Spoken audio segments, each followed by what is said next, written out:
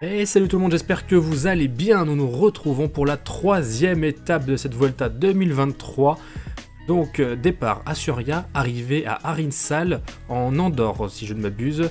Je ne m'abuse pas visiblement puisque le sprint intermédiaire est au niveau de la frontière à Andorre, entre l'Espagne et Andorre. Ensuite, donc une arrivée au sommet, un col de première catégorie dès la troisième étape. Et oui, ça commence très très fort, mais c'est la Vuelta, on a plus ou moins l'habitude. C'est le col d'Ordino, avec 10 points distribués au sommet pour le premier. Et on va tout de suite enchaîner avec Arinsal, au sommet d'Arinsal. Pareil, 10 points distribués pour le classement de la montagne et 20 points pour le classement du meilleur sprinter. Sans oublier les bonifications. Sans plus attendre, démarrons. Mesdames et messieurs, bienvenue à tous à Suria pour le départ de la troisième étape de cette Vuelta qui va prendre la direction de la station de ski de Valnor à Arinsal. C'est une étape plutôt courte, 158 km seulement, au cours de laquelle les coureurs devront escalader successivement deux ascensions classées en première catégorie. D'abord le col d'Ordino, long d'une dizaine de kilomètres, puis la montée finale vers la station, 9 km à plus de 7% de pente moyenne. Bien, donc nous nous retrouvons en course. Alors, on est trop bien classé pour pouvoir prendre des échappées, c'est trop tôt. D'accord, c'est trop tôt et surtout on est trop haut dans le classement. Donc on va vraiment tout jouer pour notre leader Alexander Vlasov. Évidemment, après, on n'a pas beaucoup de forme. Je vois qu'il y a juste Sergio Higuita qui est en forme. Les autres sont pas au top de leur forme. Ça peut être compliqué. Heureusement qu'on a un Vlasov qui a un 0. Donc ça sauve quand même... ça sauve l'ensemble. On risque peut-être d'être en souffrance durant cette étape. En tout cas, pas d'échappée pour nous aujourd'hui. On n'a rien à y faire. Nous, on va jouer le classement général et essayer de faire un beau final d'étape. On va se retrouver pour les 75 derniers kilomètres, puisque c'est à peu près là où ça va commencer à devenir plus ou moins intéressant. Et donc, à tout de suite.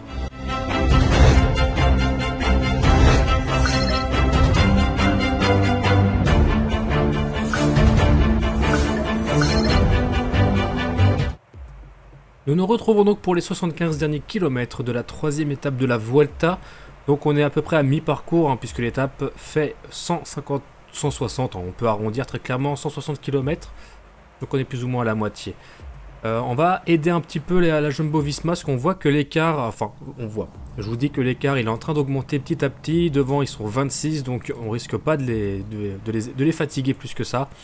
Jusqu'à l'arrivée, il y en a plein qui ne roulent pas depuis le début, donc ça semble compliqué de les reprendre. Donc on va quand même donner un petit coup de main à la Jumbo-Visma, qui semble peiner fortement pour reprendre les échappés. Donc on va leur prêter Core et Dance. Mettre une allure à 70 dans un premier temps. Et on va voir comment ça va se passer, mais ça devrait être pas trop mal. Bon, je ne pense pas, je pense que maintenant il y a beaucoup trop d'écart entre l'échappée et le peloton pour qu'on puisse les rattraper. Mais bon, si on peut essayer de limiter quelque peu la casse, si on peut essayer de conserver notre maillot rouge, ça nous va bien. En tout cas, le laisser à la maison, c'est-à-dire chez la Bora, parce que je pense que malgré tout, Kamna il va être en difficulté assez rapidement dans les pourcentages les plus durs. Il risque d'être en souffrance. Hein. Donc j'espère que ce sera Vlasov qui récupérera le maillot. Ou pourquoi pas Higuita.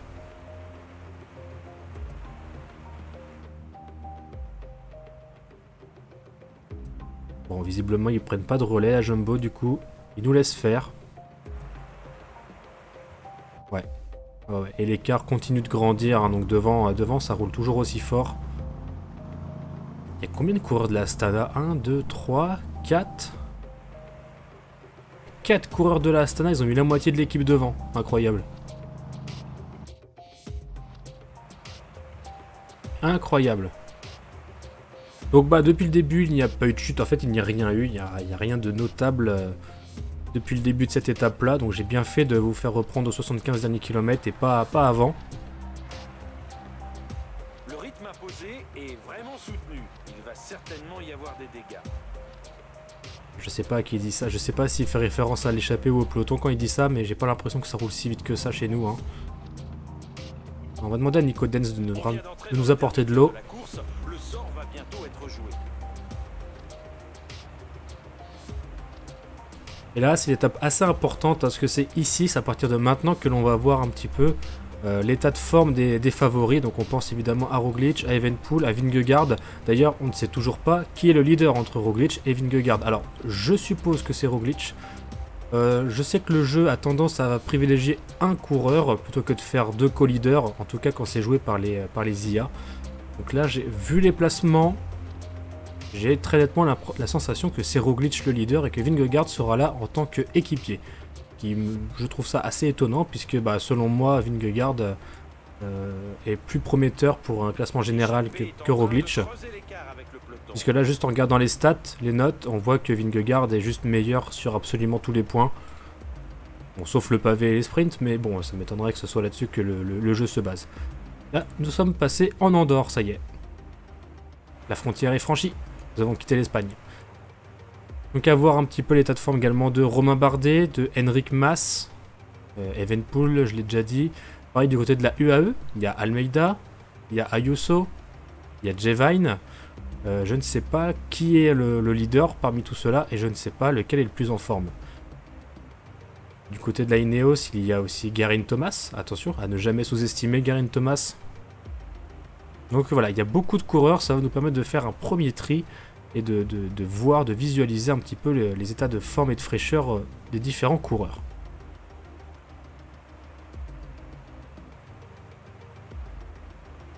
Bon, l'écart grandit encore. Hein. Et puis en plus, ils se mettent à sprinter. Et joli sprint de Hajduk.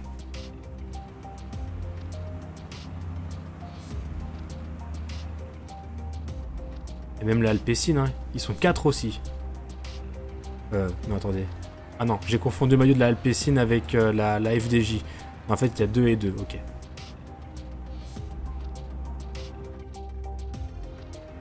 On va peut-être pouvoir commencer à accélérer de notre côté. Parce qu'on va commencer à attaquer la montagne. Donc je pense qu'on va essayer de fatiguer Dens et Cor. On va essayer de faire un peu de dégâts.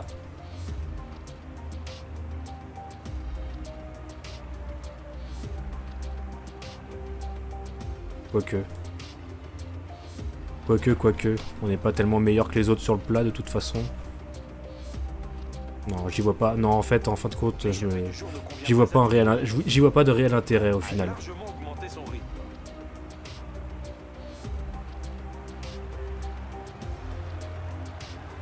Bon. Début de l'ascension. Donc vous voyez que les pentes sont relativement douces quand même.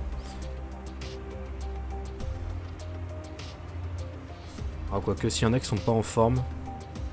Vas-y, on va essayer, on va voir. On va voir un peu ce que ça donne. S'il y en a qui sont vraiment dans une forme catastrophique, c'est le moment. C'est le moment de voir un peu. Donc pourquoi pas commencer plutôt fort. On va essayer de trier dès le début. Hein. J'ai l'impression qu'avec Vlasov, on a réellement nos chances. Après, attention, Vlasov, là, je suis en train de constater qu'il a un gros défaut, c'est qu'il descend très mal. Ça pourrait nous jouer des tours, ça. Hein. Le peloton augmente son allure. Certaines équipes ne doivent pas apprécier l'échappée du jour. On a Higuita qui est bon. Kamna, il est moyen en descente. Ouais, attention aux descentes, ça pourrait être un gros piège pour nous. Ah, on voit que le maillot vert Driesner, ça a été distancé. Je pense qu'il jouait juste le sprint et depuis il roulait plus. Il a l'air de ressembler à ça.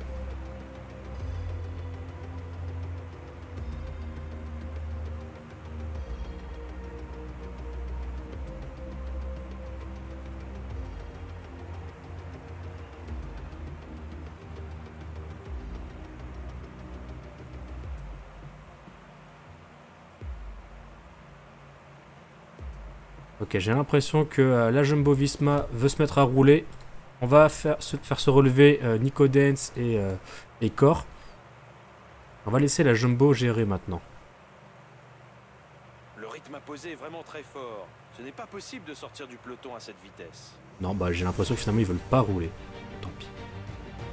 On va se mettre un effort à 70 avec Vlasov et on va monter un petit train qui nous va très bien.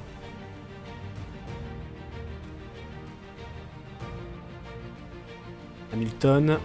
Ah, le team DSM qui se met vers l'avant. Intéressant.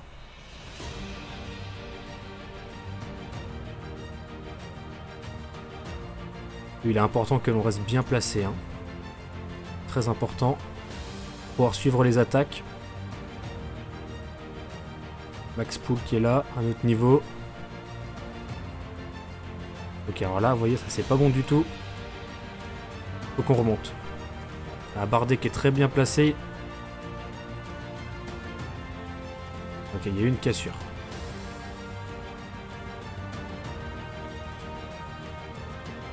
Sepkus qui roule.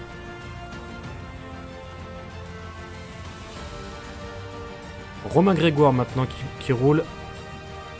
Pour Storer, j'imagine.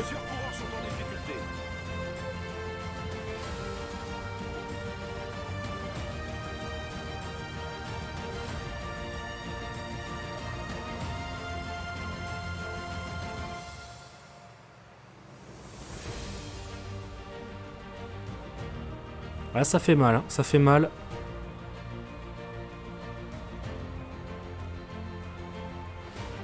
Ok, là on est sur le replat avant les dernières pentes, avant le sommet.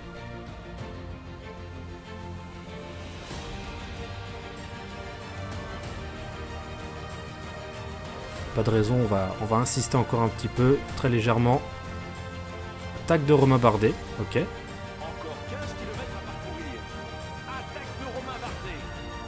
Alors nous on va juste suivre le rythme du peloton, on va pas rouler, on n'est pas très bon sur les descentes. Par contre Romain Bardet, il est très très fort, 81 en descente. Attention, il pourrait faire des écarts sur la descente. Hein. Parce que depuis maintenant quelques éditions de PCM, on peut réellement créer des écarts très intéressants sur le plat, sur les descentes. Encore 10 km à parcourir. Ok, j'ai eu peur. Oh là, un coureur vient de tomber. Heureusement, il n'entraînait personne dans sa chute. Attention, une attaque à l'avant. Ça peut aller au bout. Et il faut qu'il nous rejoigne. Chute collective. Les coureurs n'ont pas l'air trop touchés.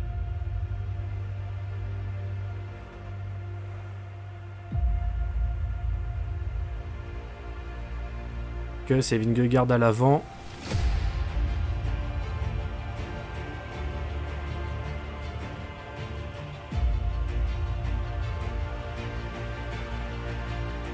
Ok, ce serait bien que le maillot blanc revienne vers nous. Décidément les maillots qui sont un peu maudits quand même. Hein. Après l'abandon du maillot rouge hier, le maillot blanc qui chute dans la descente là.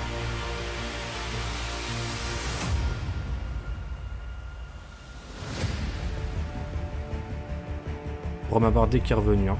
On l'a repris. Garin Thomas qui va, Evenepoel, Mas. Ok, là ça commence à y aller sérieusement. Roglic est encore là. Hein.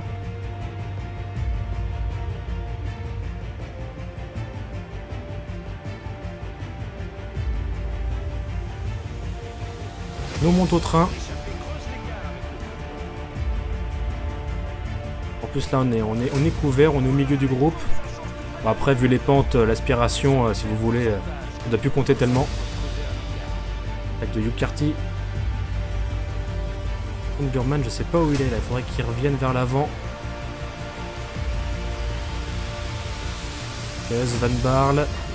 Van Barle qui est encore là, qui est costaud. Ça relance. Mais Roglic ne suit pas. Donc c'est assez intéressant ce qui se passe. Bardet qui a plus de barre rouge, Evenepoel qui semble bien par contre. Attention à Evenepoel, je pense que c'est l'homme le plus dangereux de l'étape. Aucun signe de défaillance.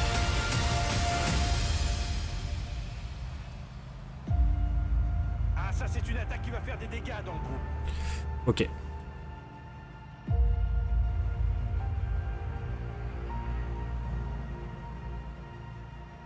Il n'arrive pas à remonter.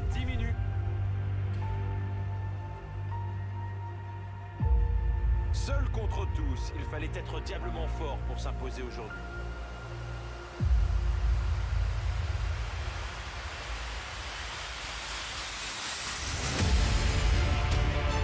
Kamna, il a plus beaucoup de barres rouges, ça va être compliqué pour lui. On va lui demander de suivre gentiment Vlasov. Quoique non, quel intérêt. Comment faire? Comment faire? On va faire plutôt comme ça.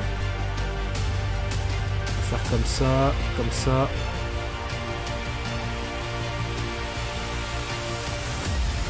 Comme ça. Ouais, je pense que c'est la marche à suivre. Allez, on va y arriver. Ah, Evenpool semble bien, hein.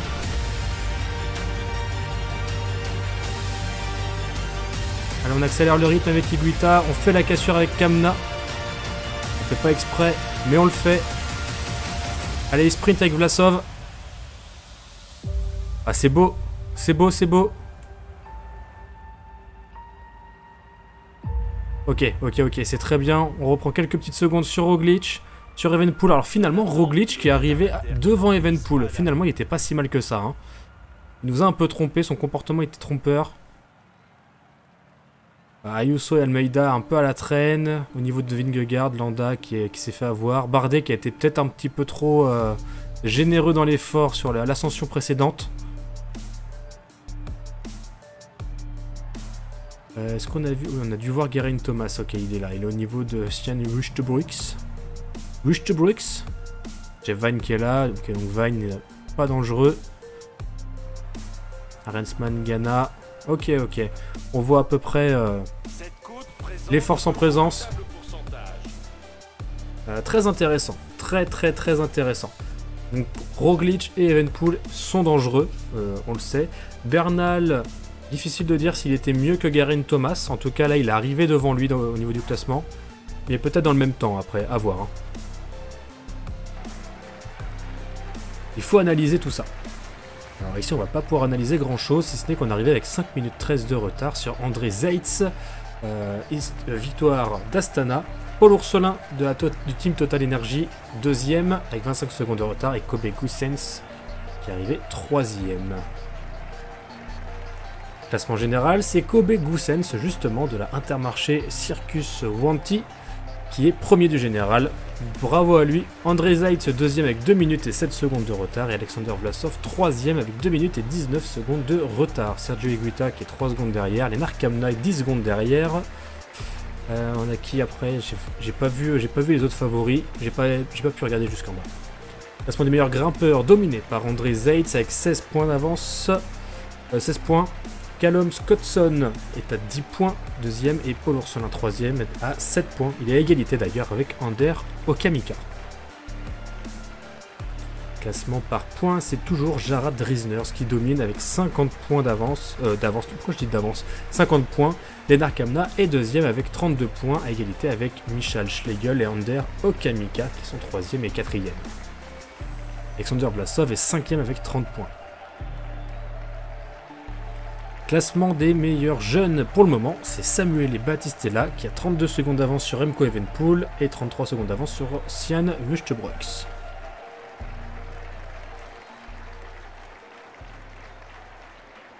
La Astana a tout raflé et ils ont bien fait, ils ont vraiment fait un super coup en mettant 4 hommes à l'avant puisqu'aujourd'hui, en plus d'avoir remporté pas mal de maillots, ils remportent également le classement par équipe avec 5 minutes et 23 secondes d'avance sur la Bora Hansgrohe et 9 minutes et 52 secondes d'avance sur la Bahrain Victorious. Très belle étape de la Astana. Alors ici nous sommes arrivés donc dans le même temps, 5.24, 5.29, ok donc on a repris 11 secondes sur Roglic et Evenpool, ce qui n'est pas si mal. Je voulais voir, donc Bernal il est là, 5.35, il est dans le même temps que Geraint Thomas, donc ok. Pour l'instant on n'est pas beaucoup plus avancé à ce niveau-là. La Bora se débrouille très bien, Lennart Kamna est toujours devant les favoris. On n'a pas loin d'1 minute d'avance avec Vlasov sur Roglic, hein, c'est quand même très intéressant.